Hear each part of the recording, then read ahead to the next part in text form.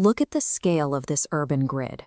During a brutal summer heat wave, a densely packed city like this traps temperatures, leaving millions baking in a landscape with almost zero natural cooling. While younger residents find that heat uncomfortable, it is physically overwhelming for someone like Aarav's grandfather. His lungs struggle with the stagnant, superheated air, leaving him exhausted and gasping for relief. The medical advice was blunt. To stabilize his breathing, the doctor instructed Aarav to immediately get his grandfather out of their stifling apartment and into a shaded, oxygen-rich environment. In a lethal heat wave, a local park acts as survival infrastructure, providing the cooling and oxygen that a concrete apartment cannot. Aarav rushed his grandfather to the nearby riverfront park, expecting the lush canopy he remembered. Instead, he found a desolate stretch of dried dirt, dead plants, and broken concrete. Panting under the glaring sun, the older man looked around the ruined space. He quietly asked his grandson if there was anywhere left in their entire city where a person could simply sit in peace. Aarav desperately scanned the area for a place to rest, eventually spotting a wooden bench. But as he approached the broken, spit-stained wood, he froze. There, carved deeply into the splintered planks, was his own name. The memory flooded back instantly. He had carved that exact bench a year earlier as a joke to impress his friends. The harmless prank he completely forgot about had directly removed the only shelter his grandfather needed today. Aarav realized that the sanctuary they needed right now was gone because he had personally dismantled it a year ago. This is the exact same public park exactly 1 year earlier. Before the heat wave, it was a vibrant oasis of green lawns and cultivated hedges. But this vitality falls victim to a dangerous civic myth. People assume that because public property belongs to the city, it belongs to nobody, trusting the municipality to endlessly repair whatever gets broken. That was Aarav's exact mindset on a sunny Sunday afternoon.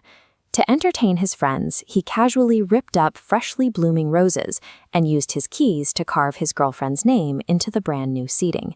He wasn't acting out of malice, but extreme detachment. When citizens lack a sense of ownership over shared spaces, property damage quickly becomes a form of recreation. We can see the human cost of that detachment in this photograph. A gardener in uniform, carefully watering a public hedge, represents the immense, unseen labor required to keep a city breathing. The older gardener approached Aarav with tears in his eyes. He explained that he had spent 3 full months carefully watering and nurturing those exact plants from seedlings. Aarav snapped their stems in a single second. Rather than apologizing, Aarav became defensive. He told the man to keep his lectures to himself and just do his job, reminding him that the park wasn't his personal property anyway. Standing in the sweltering heat a year later, Aarav stared at his panting grandfather.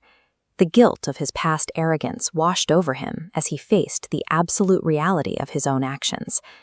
Dismissing the caretakers of our public spaces actively sabotages the biological infrastructure our own families will eventually rely on. Think of a mature tree as a community oxygen bank vault. Daily deposits of human care and municipal upkeep slowly yield massive dividends of clean, cool air. Every act of casual vandalism acts as an unauthorized withdrawal, bleeding the community's shared reserves far faster than biological growth can replenish them. When the bank runs dry, children and the elderly are the first to be denied the life support of a cool, shaded environment. You cannot simply throw tax dollars at a dead park and expect instant shade. Restoring a destroyed green space requires years of slow, biological growth that no municipal budget can bypass. Public vandalism is always a direct theft. Every single broken branch is a resource stolen directly from the future well-being of your own loved ones. The first step to fixing this is a simple shift in perspective. We must treat public flora, our public benches, and our pathways with the exact same respect we give to the furniture inside our own private living rooms. Next, communities must actively support the people doing the work. The unseen daily effort of gardeners and municipal crews is the precise reason the city can still breathe. We also have to break the bystander effect. When you see someone casually trashing a local park, speak up gently but firmly, and take the time to participate in community upkeep. We have to protect our urban parks today. If we fail to defend these spaces now, there will be no sanctuary left when our families desperately need a place to rest tomorrow.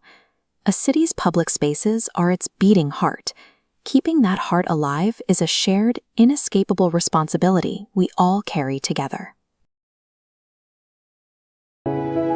एक कदम विकसित भारत की ओर।